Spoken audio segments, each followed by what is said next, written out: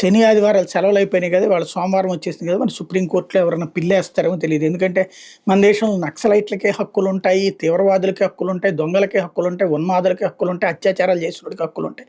అత్యాచారానికి గురైన వాళ్ళకి హక్కులు ఉండవు, సాధారణ ప్రజలకు హక్కులు ఉండవు. అదేం విచిత్రమో అట్లా నడుస్తుంటుంది.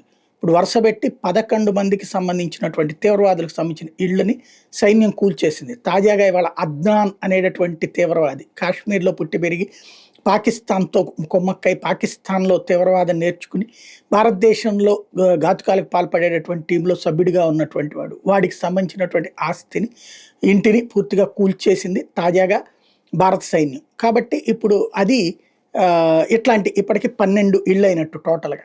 మరి దీని మీదన ఎవరైనా సుప్రీంకోర్టుకెళ్తే ఇప్పుడు ఆ మధ్యన గనక అసాంఘిక శక్తులు ఏదైతే ఉత్తరప్రదేశ్ నుంచి దుర్మార్గపు కార్యకలాపాలకు పాల్పడ్డటువంటి వాళ్ళు, అత్యాచారాలు చేసినోళ్ళు, దోపిడీలకు పాల్పడ్డటువంటి వాళ్ళు, అరాచకాలు చేసినటువంటి వాళ్ళు, మత ఉన్మాదాలు చేసినటువంటి వాళ్ళు ఎవరైనా ఆస్తులు కూలిస్తే వెంటనే వీళ్ళెళ్ళి అక్కడ నోటీసులు ఇచ్చేసి ఏది సుప్రీంకోర్టు ఆపేసింది కదా, అట్లాగే మరి ఇక్కడ కూడా ఏమైనా ఆపుతారేమో చూడాలి.